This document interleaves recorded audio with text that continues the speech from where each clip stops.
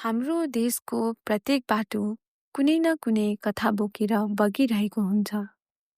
पसिना र धुलोसँगै हिँड्दा भित्र लुकेका सपना र प्रार्थना जागिरहेको हुन्छ।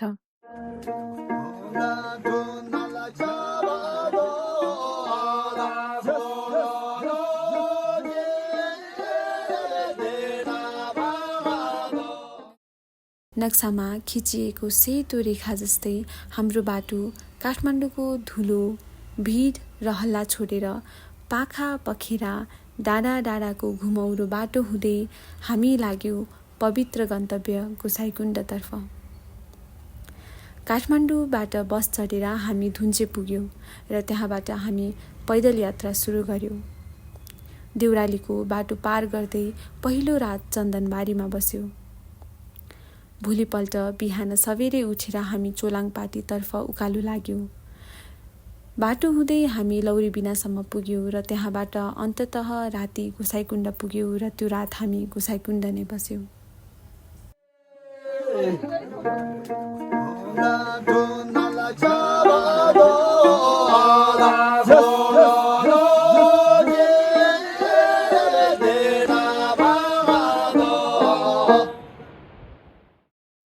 हावा चिसो थियो, मनमा यात्राको उमङ्ग तातो।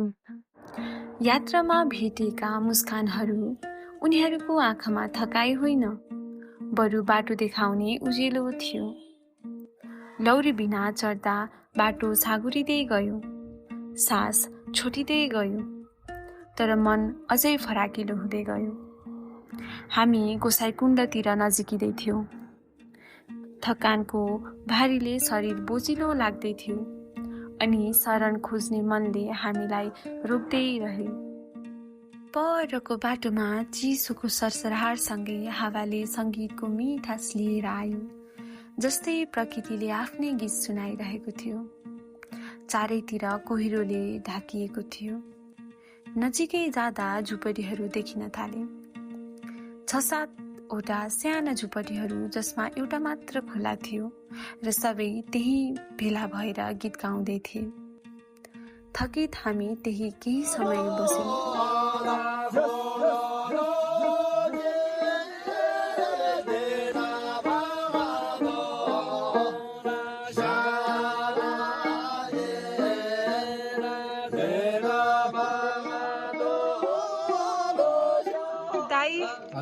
हजुरको फिल्म खिचे ल हुन्छ। हजुर यहीँ बस्नुहुन्छ? म तल गाउँमा बस्नुहुन्छ। अनि यहाँ चाहिँ माथि मेलाको लागि हामी होटल थप्न आएको। ए गोसाइँकुण्डमा मेला हुँदाखेरि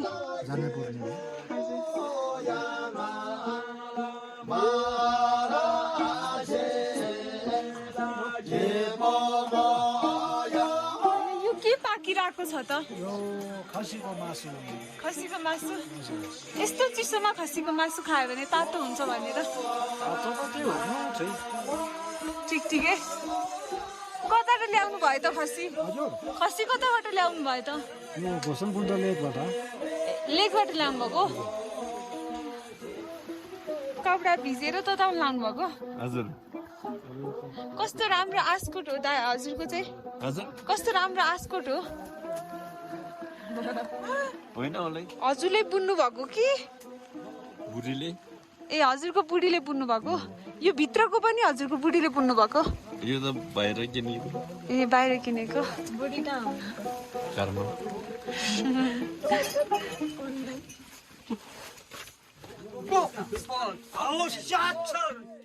जनै पूर्णिमामा यहाँ मेलाको रमाइलो हुन्थ्यो।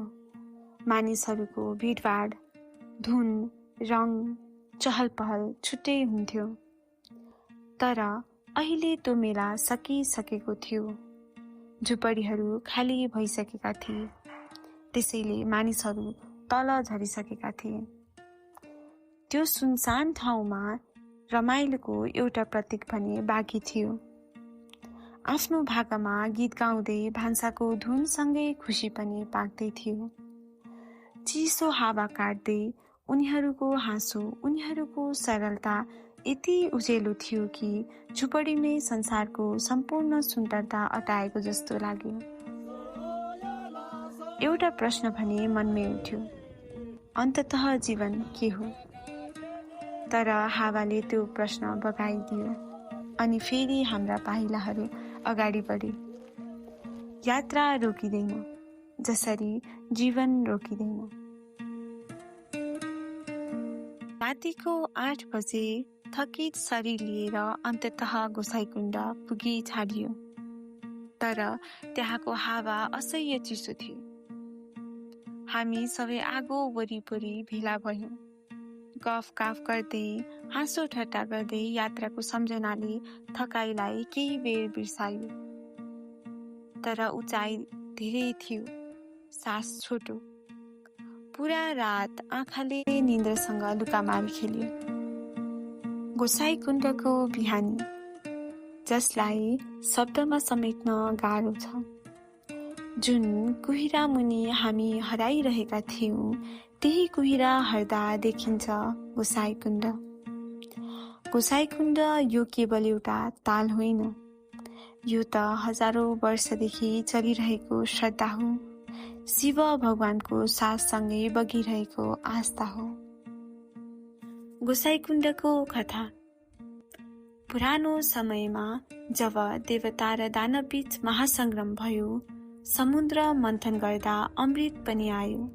तर त्यही बेलामा भयानक विष पनि निस्कियो। त्यही विषले तिनै लोक जलाउने भय भयो। त्यतिखेर महादेव नीलकण्ठ भगवान संसार बचाउन अगाडि बढे। उनले त्यो विष आफ्नै कण्ठमा थामे। आगो जस्तै पोल्ने, सागर जस्तै गहिरो पीडा आफ्नै शरीरमा अँगाले। तर त्यो ज्वाला शान्त पार्न उनले आफ्नै त्रिशूलले हिमालको गर्भ फाडे। त्यसै ठाउँबाट निस्कियो पवित्र कुण्ड गोसाइकुण्ड। गोसाइकुण्ड हाम्रो नेपाली सांस्कृतिक र धार्मिक विश्वासको अमूल्य प्रतीक हो। यहाँको पवित्र जल भक्तजनका लागि शुद्ध र मोक्षको माध्यम मानिन्छ। विशेष गरी जनै पूर्णिमा र अन्य विशेष अवसरहरूमा यहाँ हजारौं श्रद्धालुहरू चिसो हिउँ र कठिन यात्रा पार गर्दै आउँछन्। उनीहरू विश्वास गर्छन् कि यस पवित्र तालको स्नान गर्नाले जीवनका पाप धुलिन्छन्, मन हल्का हुन्छ र आत्मा शुद्ध हुन्छ। स्नानपछि छोडिएका कपडा, धूप र अन्य सामग्रीले यो अमूल्य स्थलको सौन्दर्य र पवित्रतालाई कम गर्न सक्छ। यसो हुँदा मनभित्र एउटा प्रश्न उठ्छ, के हामीले केवल आफ्ना लागि मात्र होइन, प्रकृति र धर्मको सम्मान गर्दै आचरण गरिरहेका छौँ त? गोसाइकुण्डको पवित्रतालाई जोगाउन र यसको सौन्दर्यलाई अगाडि राख्न हामी सबै जिम्मेवार छौँ।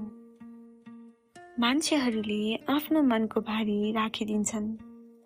कसैले पानीमा दीप प्रज्वलन गर्छन्, कसैले ढुङ्गामा हात राख्छन्, त कसैले आँखा बन्द गरेर शान्त खोज्छन्। तर अन्ततः सबैजना एउटै अनुभूति बोकेर फर्कन्छन्। यात्रा केवल गोसाइकुण्ड पुग्न मात्र होइन, आफ्नो आत्मासँग पुग्नु रहेछ। गोसाइकुण्डको यात्रापछि हाम्रो जीवनप्रति कृतज्ञता झनै गहिरो। पृथ्वीको यो स्वर्गीय कुनामा हामीले बुझ्यौं, यात्रा भनेको केवल गन्तव्य पुग्ने मात्र होइन, बरु बाटोमा भेटेका अनुहार, सुनेका गीत, चढेका पाइलाहरू, बाडेको आगो र भोगेको क्षण नै हो। यसरी यात्रा सकियो, तर मनमा सुरु भयो नयाँ यात्रा। प्रकृति प्रति प्रेम, जीवन प्रति आभार र आत्मामा गहिरो शान्ति। ल दाइहरु गयौँ है त हामी। ल बाई बाई। हस् हुन्छ। हस् बाई बाई दाइ।